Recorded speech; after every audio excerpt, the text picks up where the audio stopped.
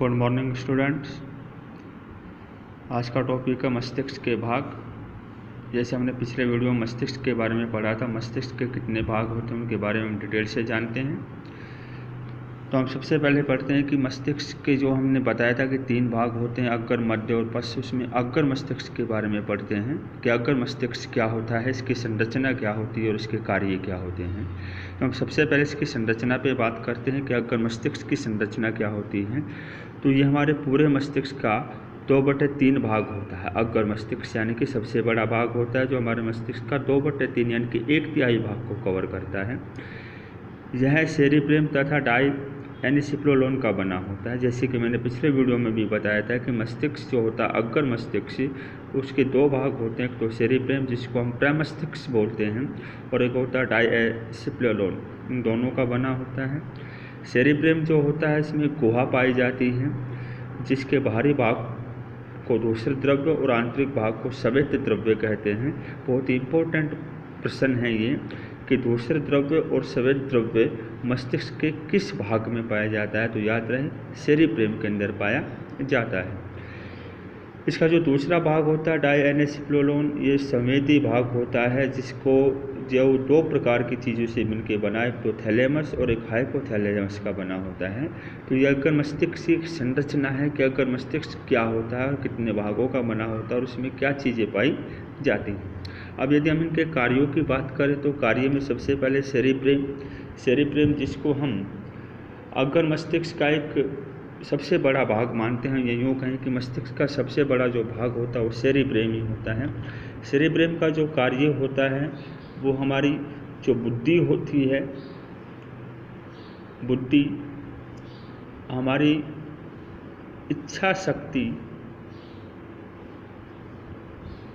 हमारी वाणी, हमारी स्मृति यानी कि मेमोरी, चिंतन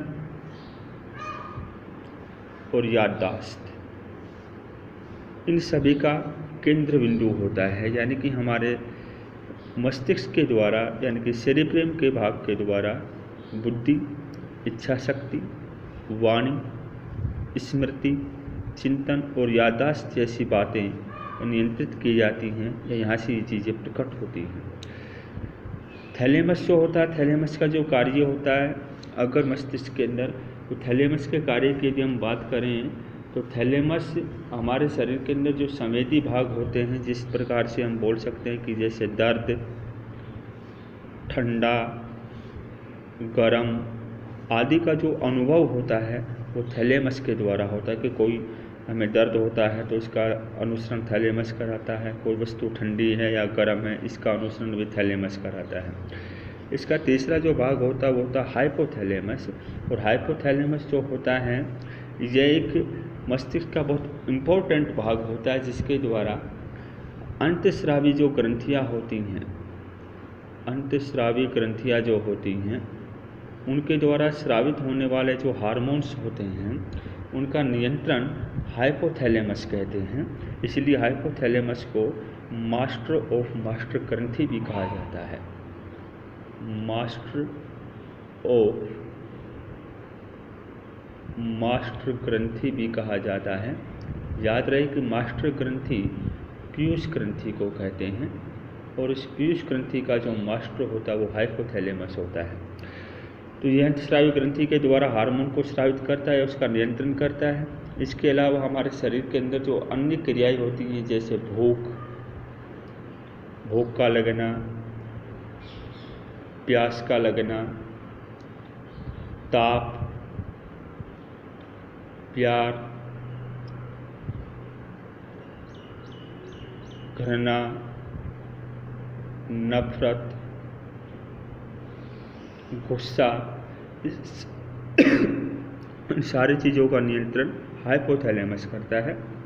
तो ये हमारे अग्र मस्तिष्क के 3 भाग हैं जिसमें सेरिब्रम है, थैलेमस है, हाइपोथैलेमस है। इन सब के कार्य अलग अलग होते हैं। इस वीडियो को बार बार देखें और आपको अग्र मस्तिष्क की जो संरचना है वो कार्य हैं वो आसानी से समझ में आ जाएंगे। धन्यवाद।